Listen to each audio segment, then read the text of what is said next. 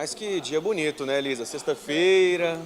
Eu acho esse céu de Brasília a coisa mais linda, Não, Paulo. o céu é maravilhoso. E o estádio Mané Garrincha, o estádio nacional agora? Pois é, o problema é só que foi muito caro e teve um desvio absurdo, né? É o mais caro do Brasil. Pois é, o terceiro do mundo, se eu não me engano, Exatamente. não é? Você sabe a que PGR, inclusive, essa semana instaurou uma força-tarefa para investigar esses desvios. Você sabe que o estádio ainda nem está pronto, é o mais caro do Brasil, né? Gente, mas o povo tá achando que dinheiro dá em árvore? Quem que pagou isso? Você e eu. Você e eu. Isso é muita falta de gestão, né? Gestão pública. É o que acontece, é o que está sendo explicado aqui, inclusive, no FOGESP. E o que o Geraldo acha? Geraldo, o que você acha disso tudo? Olha, eu estou de acordo. De fato, tem muita coisa para ser explicada, muita coisa para ser analisada, muita coisa para ser vista.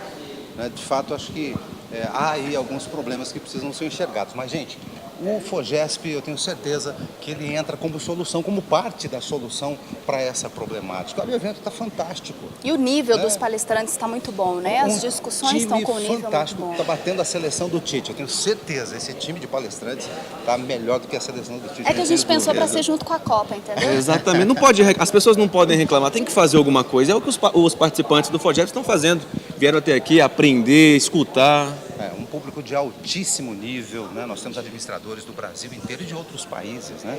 Gente, assim, da mais alta qualidade. Com certeza, gente da mais alta qualidade, de altíssimo nível. Eu acho que eles estão, inclusive, esperando a gente, né? Vamos começar? Começou. Bem, parece que assim, as coisas já estão andando aqui no auditório. Vamos dar uma olhadinha lá, conferir. Vamos lá? Vamos ver como é que estão as coisas?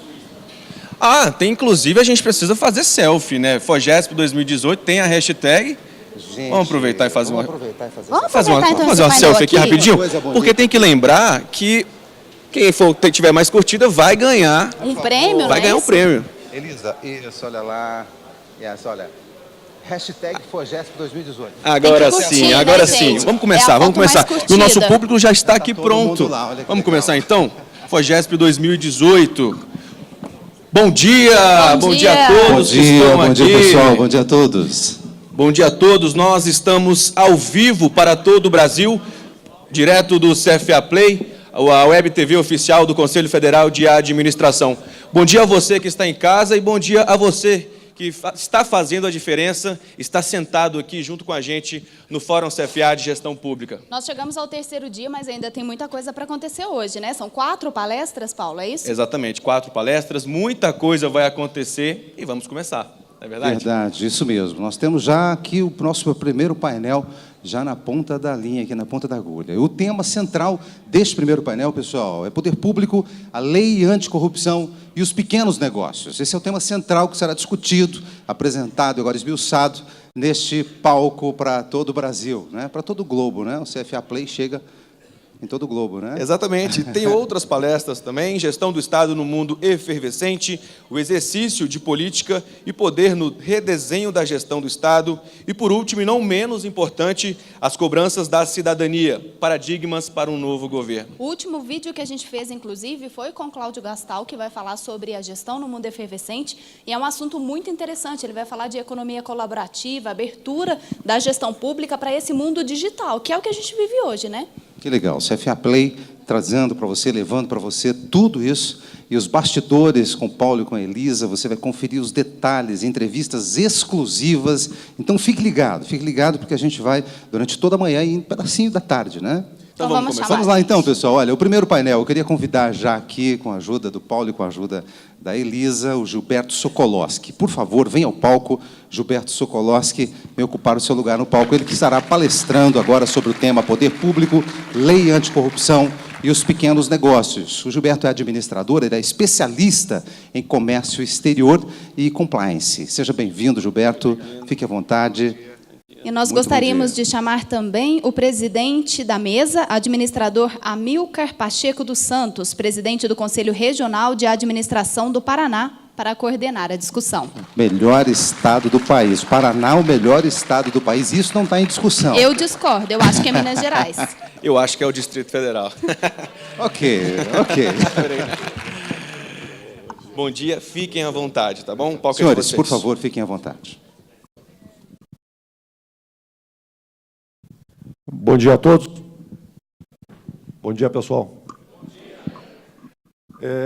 Primeiramente, parabenizar o CFA, na pessoa do seu presidente, Wagner Siqueira, a sua brilhante equipe que organizou e promoveu esse evento, que está nos trazendo muito conhecimento, um evento que aborda um tema extremamente atual, que é a gestão pública. Então, parabéns a todos que organizaram, e é uma satisfação muito grande de estar aqui com vocês hoje. Principalmente porque a primeira preocupação de um moderador é conhecer o palestrante. Eu fui conhecer hoje o Gilberto Sokolowski Júnior, eu me senti em casa e fazendo parte da família. A família do Gilberto é tradicional, no Paraná, em São José dos Pinhais. Seu pai é paranaense, apesar de ele ser carioca. E seu avô, falecido, era nosso vizinho Sérgio na Praia. Morou muitos anos no município de Matinhos. Então, por isso, eu me sinto em casa para apresentar o Gilberto. O tema é o poder público, lei anticorrupção e os pequenos negócios. Nada atuante, né? Principalmente no que se fala em lei anticorrupção. Então, vamos ver com muito carinho a palestra do Gilberto Sokolowski Júnior. Bem-vindo, presidente. Bom dia a todos. Bom, se a apresentação estiver no ponto aí, eu gostaria de realmente iniciar com duas palavras. A primeira é gratidão ao CFA, ao CRA-DF. Afinal de contas, é a minha profissão e eu estou falando nesse palco magnífico, nesse lugar magnífico, para colegas. E o segundo é alerta. Alerta aos meus colegas sobre uma área de gestão que se abre aos horizontes do administrador e que, infelizmente, nós estamos negligenciando e deixando muito do que ela é nas mãos de advogados. É claro que, quando a gente fala de lei, a gente fala da área jurídica. Mas eu tenho visto, nesses últimos 3 anos, em que eu sou gestor do programa Empresa Íntegra no Sebrae Nacional, que é uma parceria com a CGU, eu tenho visto multiplicar o número de escritórios de advocacia que estão oferecendo modelos de gestão baseados em compliance. E aí eu fui estudar, tirei uma certificação internacional em compliance, para poder trazer isso para a administração. Se é gestão, né? Se é administração, é para administradores, já diz o nosso lema. Né? Então, é importante que a gente tome isso, né? Como um alerta. Tá? Eu tenho algum tempo para falar sobre o assunto. Vocês devem ter notado que eu coloquei a lei anticorrupção entre 2 lados, ou no meio, né? Entre o poder público e os pequenos negócios. Porque é exatamente onde ela está agindo. Onde havia um vácuo, né, de pensamento, e principalmente em relação aos pequenos negócios, para quem corrupção é apenas coisa de grandes empresas e governo, e não é verdade. Então, é importante que a gente observe o que está acontecendo no nosso país e no nosso mundo, e eu gosto, normalmente, de abrir com esse mapa. Esse mapa, apesar da cor, não é um mapa de mudança climática no mundo, né? Ele é um mapa da Transparência Internacional, que fala da percepção da corrupção no mundo. É bem simples de entender, essa legenda embaixo mostra a pontuação, quanto mais vermelho, mais corrupto o país. E, nesse ponto, nosso Brasil está intermediando, está no meio desse mapa aí. Aqui algumas informações iniciais. O mundo, né, em termos de pontuação, a média global é 43, ou seja, o mundo está reprovado por nota. 43, eu não passo aluno com 43. Mesmo os países mais bem avaliados, Nova Zelândia e Dinamarca, não têm A. Quando a gente chega nos piores, então, o que dizer? A nossa América, né, tem uma média próxima ao do mundo. E aí vem a pergunta, e o Brasil? Infelizmente, as notícias são essas. Do ano passado para cá, nós despencamos da 79ª para a 96ª posição, mas, mais do que isso não é de agora. A gente vem caindo no ranking, né, desde 2012. Mas será que é uma notícia ruim mesmo? Por que a percepção sobre corrupção está tão latente no nosso país? Normalmente por 3 motivos, e que nós temos que celebrar. O primeiro deles é que a nossa imprensa é livre. Eu nem atualizo isso, porque não dá. Nos últimos anos, a única capa que superou corrupção foi a do 7-1. Deus nos livre, semana que vem começa de novo, né? Vamos sofrer, né? A segunda coisa é que nós estamos num país democrático que nos permite ir para a rua gritar. A única coisa que me preocupa é que, depois que se conseguiu derrubar a presidente Dilma, parou-se de ir para a rua. As coisas melhoraram mesmo? E a terceira coisa é que nós temos um background bastante interessante, que é o sistema de integridade brasileiro. Instituições fortes, legislação forte, que culmina com a Lei 12.846, de 2013, que é a Lei Anticorrupção, que foi o início do meu trabalho. Eu me sinto muito honrado de trabalhar com esse tema, viu, presidente? Porque o nosso país, culturalmente, é tido como um país de pessoas não tão éticas. Ontem o professor Jorge Caldeira esteve aqui, fez uma palestra sobre a evolução na riqueza do Brasil, foi uma palestra muito bacana, né? Ele esqueceu só de falar, por exemplo, da Carta de Pero Vaz de Caminha, nossa certidão de nascimento, onde na própria carta, o próprio Pero Vaz de Caminha, ao final, disse: olha, que bom que nós temos uma terra nova, será que o senhor não pode dar um cargo para o meu sobrinho que está precisando? Ou seja, na nossa certidão de nascimento, o negócio já está complicado. E aí é história. Por falar em história, em termos de contexto, é importante que a gente tenha esse contexto, importante para o Brasil. Agora, de onde é que veio essa preocupação, né, anticorrupção? E aí vale a pena a gente lembrar do caso Watergate. Então, durante, né, a corrida presidencial para a reeleição, né, do presidente Nixon, houve aquele caso da invasão do edifício, da sede do Partido Democrata no edifício Watergate, em Washington, que acabou culminando no pedido de renúncia dele. E isso causou uma comoção tão grande nos Estados Unidos, lá em 1972, por aí, que a sociedade começou a exigir um controle maior das empresas. E aí surgiu a primeira lei anticorrupção, que se tem notícia, a FCPA, né, que começou a controlar não só as empresas, o pagamento de propina das empresas americanas, não só nos Estados Unidos, como em concorrências internacionais.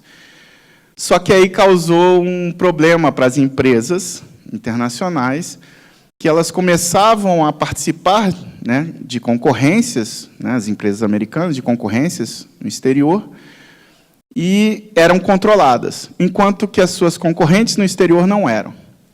Apenas por curiosidade, vocês devem se lembrar do caso Siemens, né? Hoje, o meu colega Reinaldo Goto, ele é palestrante, e a Siemens tem um compliance officer muito competente, e um programa de compliance muito competente hoje em dia, mas até estourar aquele escândalo da Siemens, eu não sei se vocês sabem, mas o governo alemão permitia que empresas alemãs, né, abatessem do imposto de renda anual a propina que eles pagavam para ganhar concorrência no exterior. Você imagina isso. Então, eu pago a propina e ainda vou abater do imposto de renda. E aí as empresas americanas começaram a gritar, né? Fizeram uma pressão muito grande: ó, a gente está sendo prejudicado, Congresso americano, faça alguma coisa, por favor. E aí o Congresso americano levou isso para os fóruns internacionais. Então, nós temos, né, um antecedente muito interessante na qual se baseou a lei anticorrupção no Brasil, né? Então, o FCPA, né, depois as discussões nos fóruns internacionais, o Brewer Act no Reino Unido, também sobre corrupção, e aí nós chegamos na nossa lei, que é tida como uma das leis mais modernas do mundo, porque ela não trata apenas de propina, mas ela trata de diversos ilícitos na relação entre o público e o privado. Né? Só que não paramos por aí. De 2013 para cá, em 3 anos, o assunto evoluiu muito e nós temos desdobramentos. Né? Houve a necessidade da regulamentação com o Decreto 84/20, né, de 2015, aonde o meu tema se insere, porque ali se observou um dispositivo que, inclusive, é constitucional, que é o tratamento diferenciado à pequena empresa. Né? Então, certos dispositivos da Lei 12.846 são flexibilizados em favor de uma concorrência mais justa com os pequenos. Né?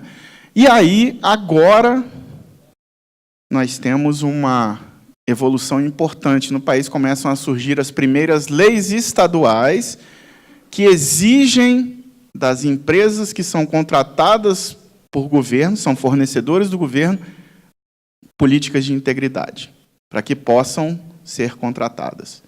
Então, quando nós começamos a discutir isso em 2015, a gente tinha um dilema. Como fazer o pequeno empresário entender que integridade é importante para ele?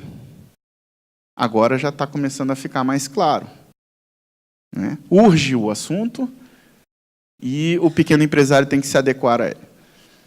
Então, nós temos aqui no Distrito Federal a Lei 6.112, não é o assunto daqui da palestra, né? Mas que começa a nos gerar esse tema. Seja qual for a lei, federal ou estaduais, ela tem um objetivo: não apenas punir, mas educar a empresa e mudar a cultura de se fazer negócio entre o público e o privado nesse país. No final das contas, negócios mais justos e oportunidades para todos. Não vou falar aqui da lei, né? Mas a lei nos traz esse tema. Compliance. Compliance nada mais é, ou to comply em inglês, nada mais é do que estar em conformidade com todo tipo de regramento a qual a empresa é submetida, seja interno ou externo. E aí veio o desafio que a CGU nos proporcionou, que era um assunto tão árido, legal como corrupção, como a gente pode não só implementar mecanismos de compliance em pequenos negócios, como principalmente traduzir essa palavra para o pequeno empresário. Me lembro muito bem da primeira vez que eu falei do assunto, foi numa reunião do Pacto Global, lá em São Paulo, onde o tema era sistemas de compliance para pequenos negócios, como mitigar riscos. Eu disse, olha, leva a mão, mas isso não vai funcionar. Pequeno empresário, se ouve a palavra sistema, ele dá uma entortada na cabeça. Você fala compliance, ele cai para trás. Falou em mitigar, ele sai da sala. Isso não é comigo. Não entende. Então, começou aí, né, uma profusão de pensamento. Como fazer isso? Então, primeiro, é importante a gente... Eu estou falando de pequenos negócios. O que é um pequeno negócio? Então, aí vocês têm que, de acordo com a Lei Geral da o Estatuto Geral da Micro e Pequena Empresa, a Lei Complementar 123 de 2006, todo mundo conhece, a classificação dos pequenos negócios, atualizada, né, desde da última modificação, entre microempreendedor individual, microempresa e pequena empresa. Agora, o que eu gosto mais de mostrar é isso aí. Não adianta fugir dessa realidade. O Brasil é da pequena empresa. E, por isso, o Sebrae é tão atuante.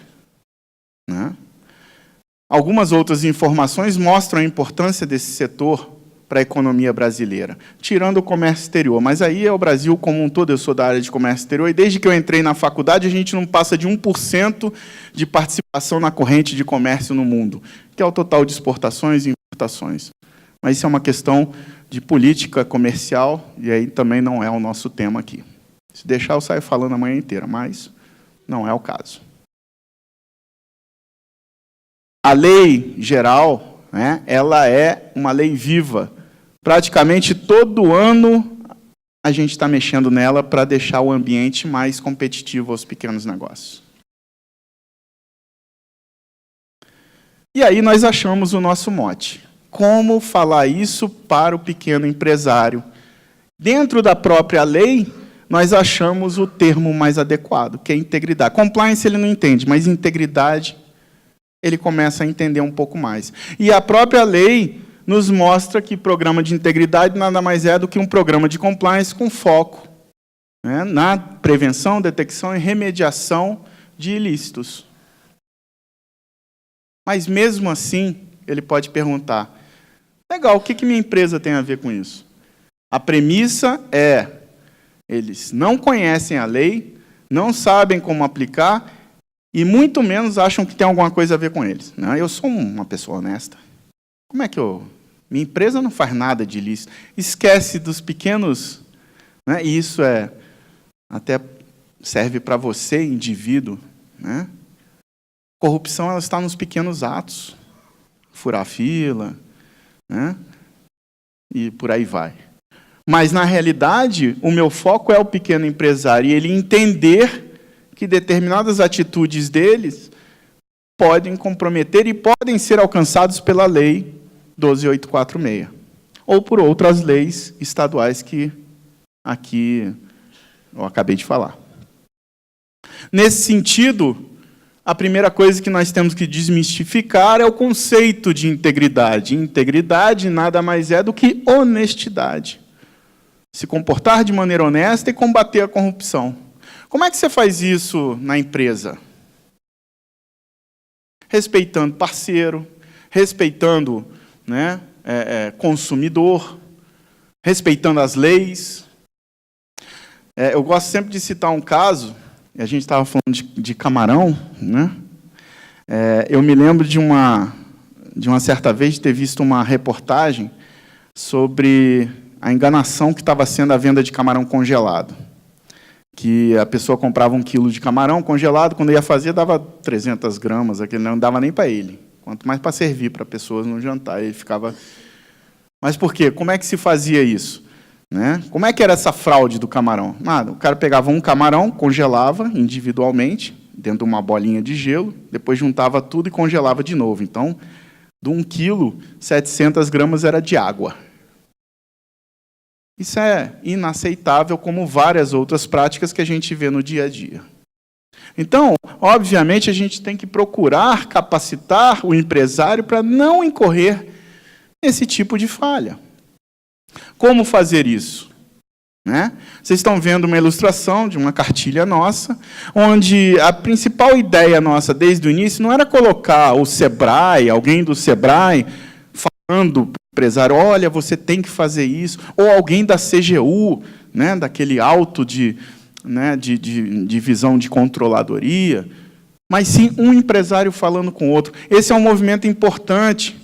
Eu me lembro do nosso primeiro palestrante aqui, que falou do afastamento das pessoas, né, o filósofo Gilles, não me recordo o nome, o sobrenome dele, mas ele falou, as pessoas estão afastadas da política. E política não significa apenas se candidatar ou votar em alguém, ou fazer campanha, ou ficar na internet brigando com outras pessoas por conta de convicções. Significa buscar atender a dispositivos que realmente vão beneficiar a sociedade. Então, esse aqui é um tipo de colaboração que é importante. É um empresário falando com outro, essa é a responsabilidade nossa. Vamos juntos nessa. Então, esse era o objetivo, e é o objetivo do nosso material. E aí, surgiu o programa Empresa Íntegra, baseado em 10 dicas para proteger a empresa. 10 dicas que não oneram a empresa. Isso é importante que se diga. Primeira delas, obviamente, que a gente chama em compliance de tone from the top, ou seja, o recado vem de cima. O primeiro que tem a falar sobre isso é o dono da empresa, e ele tem que deixar isso claro para os seus funcionários, para os seus clientes, fornecedores, distribuidores. Aqui não se faz nada de errado. Se não tiver isso, quem está embaixo vai dizer, pô, se o homem lá em cima não cumpre, por que eu tenho que cumprir? Segundo, conhecer bem a empresa. É muito comum, quando a empresa vai crescendo, o empresário acaba perdendo a mão da empresa que fundou. E aí isso abre portas à possibilidade de riscos, né, que devem ser controlados para que não se incorram em ilícitos. Terceiro, obviamente, ter um código de ética. Não precisa ser um código de ética, principalmente para pequena empresa, se você tiver uma lista de valores, daquelas atitudes que são permitidas, aquelas que não são, já está muito bom.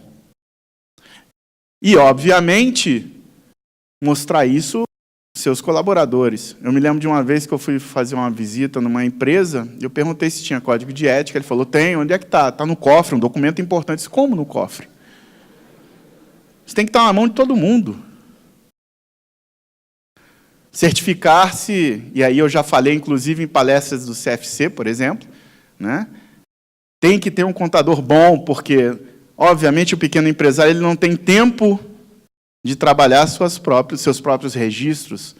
Então, ter registros sempre corretos. Antes de ir antes do meu chefe, o Bruno Quick, que é o gerente de políticas públicas do Sebrae Nacional, me chamar, eu estava na Apex, onde eu trabalhava com atração de investimento internacional para pequenos negócios. E eu era responsável por selecionar empresas que iriam apresentar seus projetos para fundos de investimento internacional. Eu fui uma vez, foi lá em Londrina, no Paraná, não vou falar empresa, nem o setor, mas é empresa boa, bem constituída, só que eu estava achando estranho, porque o balanço dela era maravilhoso. Eu disse, nossa, eu seria investidor dessa empresa, porque não tem um passivo, nada. Aí eu perguntei, eu fiquei curioso, poxa, como é que você consegue ter um passivo assim, zerado, sem nada, nem a curto prazo, nem a longo prazo? Ele disse, Gilberto, na hora que deu a coçadinha no pescoço, eu disse, lá vem bomba. O que acontece é assim, você sabe que nós estamos no Brasil, o Brasil é um país difícil, né? Na realidade, eu tenho um empréstimo grande, que já tem 3 meses que eu não consigo pagar, mas eu achei que se eu colocasse no balanço, isso ia pegar mal com o investidor. Eu disse, realmente. Mal, ou pior ainda, é o cara saber depois que está entrando como sócio numa empresa que não paga as suas dívidas. Aí eu dei mais um tempinho, eu disse, tem mais alguma coisa que você gostaria de falar? Disse, não, é o seguinte, você sabe que o Brasil é um país fácil, não é um país fácil? Eu disse, não, isso o senhor já me disse. Nosso setor, para a gente poder sobreviver, é de praxe, tá? Não sou só eu que faço, não. Eu disse, 30% é caixa 2. Eu disse, será que isso vai atrapalhar os meus planos? Eu disse, não. Não, porque você não vai ser apresentado a um fundo de investimento.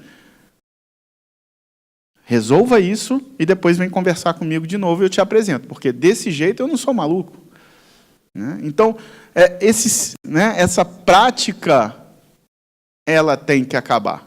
Mas, obviamente, tem muito mais coisa entre o céu e a terra do que a nossa vã filosofia dá conta. 6. Aplicar as regras do jogo. Se tem regra e houve ilícito, quem fez tem que pagar. Só que aqui nós temos um outro problema. Qual é o perfil típico da empresa brasileira, além de ser pequena? Quem sabe me dizer? Familiar. E aí aplicar a regra do jogo contra o pai, mãe, filho, cunhado. Cunhado não, porque cunhado não é parente, a gente taca no fogo, não tem problema. Mas é complicado. Criar mecanismos de controle em todas as áreas da empresa que previnam os riscos que são observados, respeitar licitações, o que é muito fácil, como uma lei tão boa de licitação, como é a 8666, uma lei fantástica. Parar e corrigir tudo. Isso é interessante, porque isso aí vem do japonês. O japonês ele tem essa cultura organizacional. Quando eles acham alguma coisa de errado, para tudo e resolve o que está errado. Aqui a gente faz o quê? Conserta e passa para frente. Aí toda vez que aparece, a gente conserta e passa para frente. E isso é muito fácil de fazer, só que não é ao certo. E, obviamente, as coisas estão mudando constantemente. Fica aqui o convite, obviamente, para vocês visitarem a nossa página e pegarem todo tipo de material que nós estamos produzindo, né? Por exemplo, falhou.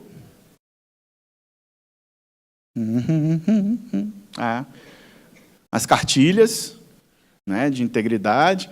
A verde é a mais simplesinha, de acesso mais rápido, que tem aquelas ilustrações. A azul ela é mais completa, né? O nosso infográfico, que é um elemento de sucesso, aí é só baixar, colocar no teu mural lá, para que todos os funcionários vejam. São exatamente as 10 dicas que a gente vem trabalhando aqui. Temos um filme de animação, né, de cerca de 5 minutos, um pouquinho menos. Tem tudo isso ainda? Pô, coisa boa. Dá até para passar o filme, né? Esse filme ele foi interessante. A gente vive num país onde outro tema da moda é a inclusão, né, a diversidade e tudo mais. Então, a gente teve uma preocupação sempre, né, de procurar contemplar todo mundo, mas nem sempre a gente consegue. Então, como vocês podem observar, a gente teve o cuidado de colocar, olha só que legal, foco nela, né? Colocar uma negra como a repórter que dá a notícia aos empresários sobre a lei. E aí coloca um idoso como um dos empresários, um jovem e tudo mais. Eu apresentei esse vídeo algumas vezes e eu me lembro uma vez eu lá no Maranhão, e no final vem uma senhora e diz assim: gostei do vídeo, mas eu sou representante da Associação de Minorias, não sei, eu não me lembro muito bem, e ela disse assim: por que os 2 empresários são homens? Eu disse, eu não entendi. Por que não tem uma mulher empresária? Eu disse, é uma boa ideia, mas a gente procura... Não, eu sei, mas eu acho que o senhor deve pensar nisso e tal. Eu disse, pô, mas o filme é bom e tal. Mas está faltando uma mulher empresária. Eu disse, tá bom. Próxima edição do filme, a gente vai contemplar a mulher empresária também, né? Então, a gente nunca consegue satisfazer a todo mundo, mas a gente tenta, né? Conseguimos inserção sobre o assunto na Pequenas Empresas Grandes Negócios, que é uma parceira, né, do SEBRAE, né, de todas as horas, assim como a CNDL, né, parceira minha, inclusive como gestor do Programa Nacional de Desenvolvimento do Varejo, né, onde, em todos os eventos que foram realizados em 2016 e 2017, a gente teve a inserção do assunto. Eu acho que é importante, porque se a gente falar da CNDL, né, ela realmente é uma associação de pequenos empresários, assim como a CACB, por exemplo, né, que também é minha parceira na área de mediação e arbitragem, né, muito profícua essas parcerias que nós do SEBRAE fazemos, né, e agora nós estamos num momento de evolução, porque não adianta o Gilberto ficar falando em eventos nacionais pelo Brasil, se isso tudo não chegar na mão do empresário. Então, já desde julho do ano passado, nós instituímos a Rede Nacional da Empresa Íntegra, espelhando a parceria CGU-SEBRAE nos estados, onde eles fazem a mesma coisa que eu, né? Mais workshops, né, de 4 horas de duração, onde a gente ensina a fazer análise de risco, ensina a fazer um código de ética, né? E, realmente, é aqui que a coisa vai acontecer, é nos estados, é no território, é lá, na ponta, que o empresário vai aprender a fazer isso. Ao momento em que eu agradeço a atenção de vocês por essas breves palavras, gostaria de deixar breves palavras de Mahatma Gandhi. Vamos mudar alguma coisa? Vamos começar pela gente. Muito obrigado e um ótimo dia. Parabéns. Obrigado.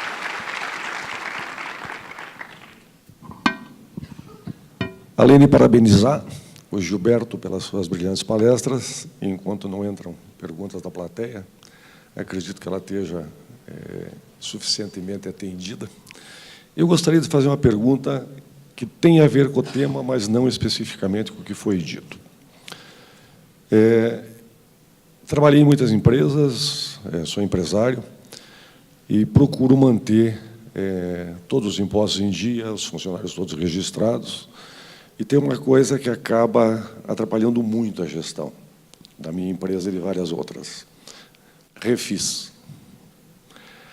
O Refis, para mim, é um programa, queria ver a sua opinião, em que o governo não é ético quando traça uma política, quando traça uma diretriz, porque ele favorece quem não paga. Eu conheço vários concorrentes que ficam esperando, não pagam os impostos.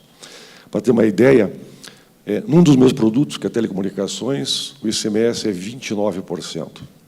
Então, além de eu faturar 100%, tem alguns que não faturam, né, faturam 40%, 50%, 60%, se o faturamento é por dentro.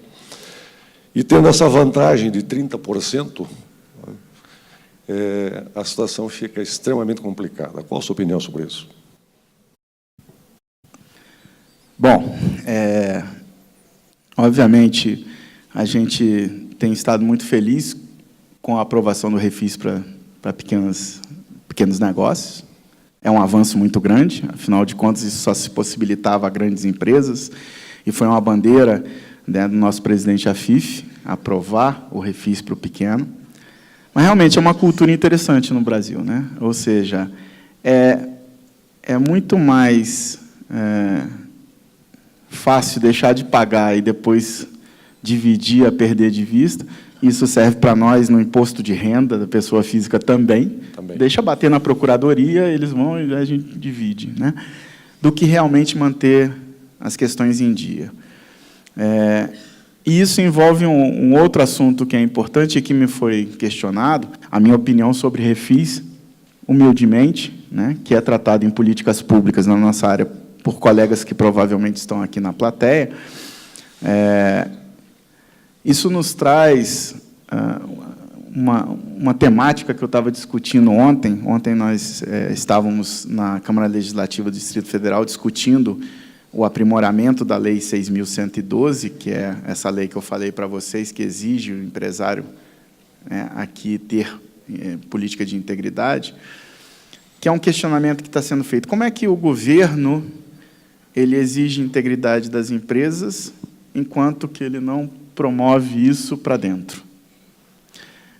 E nesse ponto também há uma evolução. Pelo menos 14 estados no Brasil já possuem legislação exclusiva para compliance público, exigindo não só de empresas públicas, mas também, né, de órgãos públicos, a existência de política e, obviamente, né, que eles tenham essa prática no seu âmago. Eu sou amplamente favorável ao Refis, não poderia ser diferente, principalmente para os pequenos negócios. Agora, realmente, isso tudo passa por uma questão de mudança de cultura, ou seja, a ideia de que o empresário ele realmente tem que ter as suas contas em dia e não ficar esperando por benesses como o Refis, por exemplo, né? Essa é a minha humilde opinião do assunto. Obrigado. Concordo.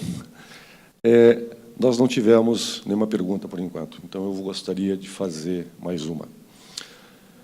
Tratando-se de compliance, você que tem visitado as empresas, que faz um trabalho com a empresa íntegra, certo? Fantástico, com a rede. A pergunta que não quer calar, Gilberto, tem jeito? Tem jeito, e eu sou um entusiasta, né? Não é fácil começar a palestra, tá? Normalmente o meu tema ou abre ou fecha.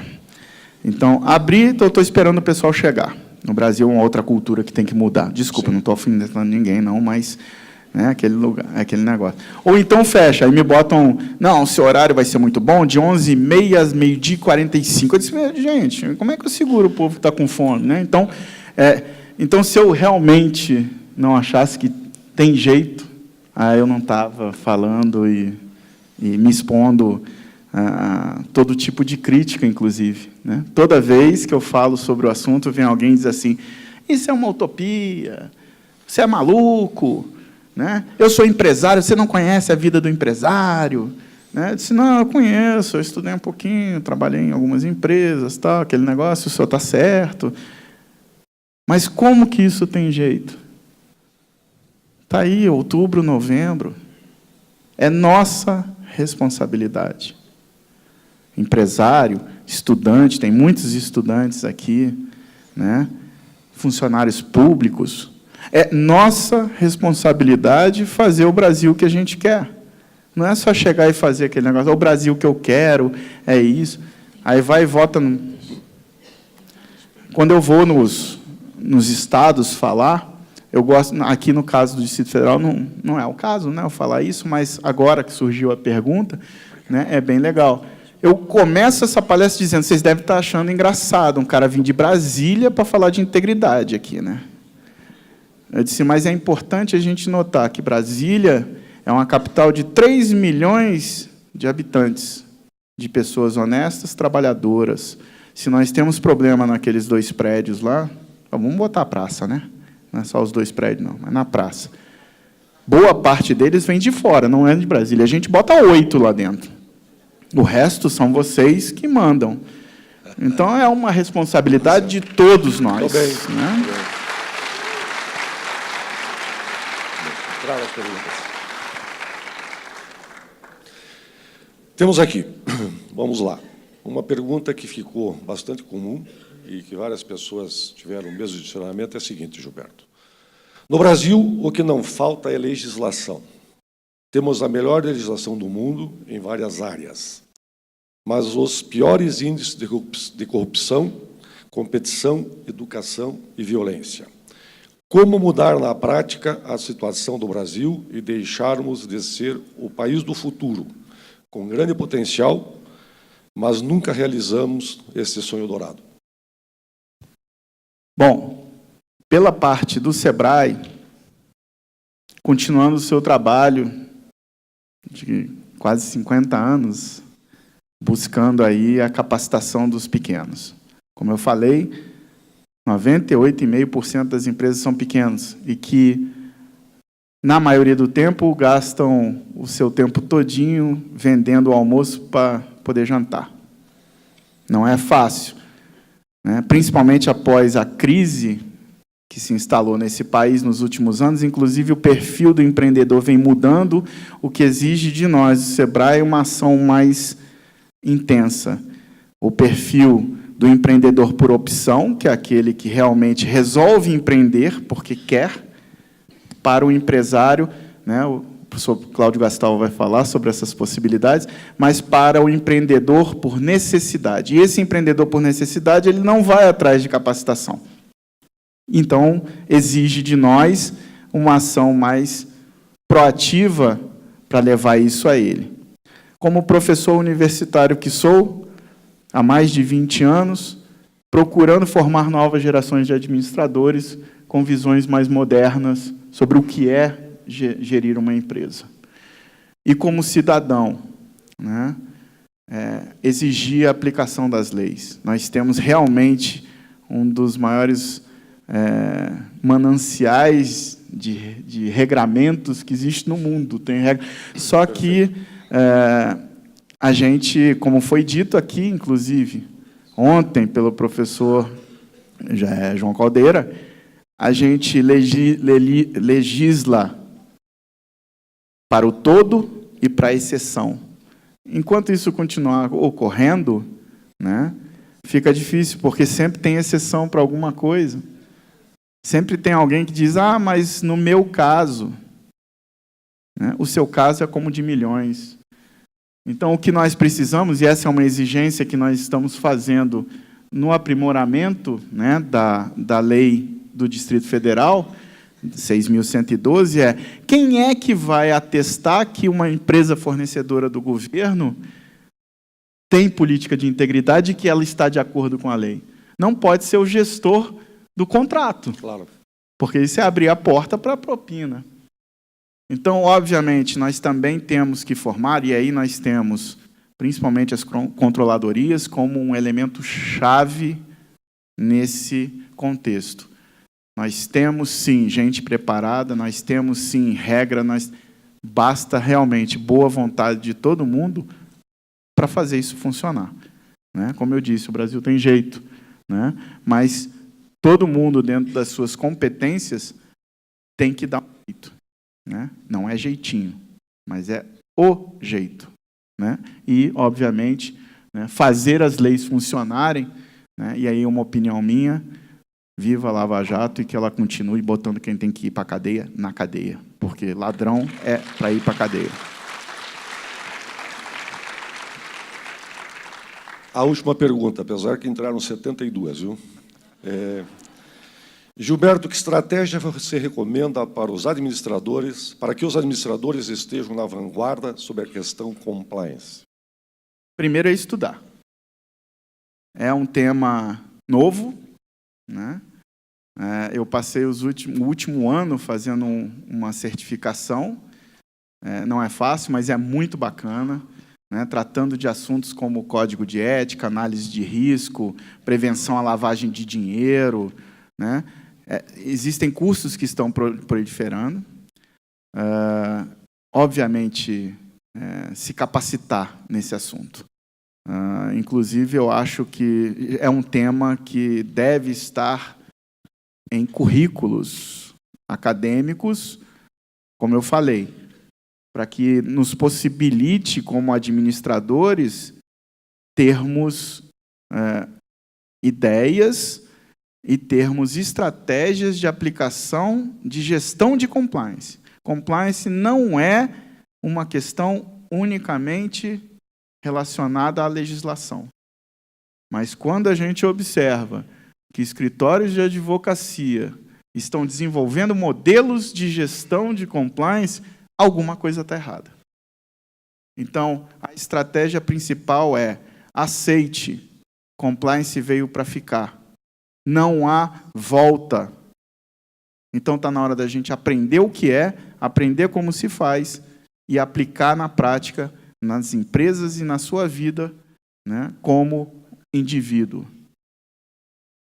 Estamos aqui para ajudar. Pode procurar o Sebrae que você vai ter essa ajuda.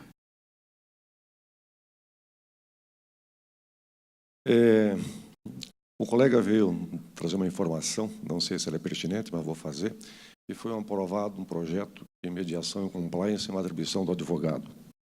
Então, só cito, eu não se estenderia mais. Eu gostaria de fazer um comentário específico sobre sua pessoa. Gilberto Sokolowski Júnior, administrador, especialista em comércio exterior e compliance e mestre em engenharia da produção pela Universidade Federal de Santa Catarina. Professor universitário há mais de 20 anos nas áreas de administração, marketing e comércio exterior. Atua como analista técnico da Unidade de Políticas Públicas e Desenvolvimento Territorial do Sebrae Nacional, onde é gestor nacional do programa Empresa Íntegra, iniciativa em parceria com a Controladoria Geral da União, CGU. Gilberto, satisfação foi muito grande. Agradeço, parabéns pela sua palestra e gostaria de fazer uma pequena homenagem em nome do Conselho Federal de Administração. Muito obrigado. Sim. Obrigado, Gilberto. Obrigado, Amilcar. Pois não, fique à vontade, Amilcar. Seria você, Geraldo? Não, você mesmo, Então fique à vontade. Um certificado da sua participação na sua palestra e uma pequena lembrança ao nosso colega administrador do símbolo da nossa profissão. Muito obrigado. E essa materialização é o mimo, né? É o mimo. Esse é o nome mesmo, mimo. Geraldo, agora é com você. Obrigado, Amilcar. Parabéns, Gilberto, pela fala honesta, franca, aberta, enfim, ousada, e é o que diz que nós precisamos. Muito obrigado. Eu queria agradecer a presença dos senhores nesse painel e seguimos, então, com a nossa programação. Muito obrigado.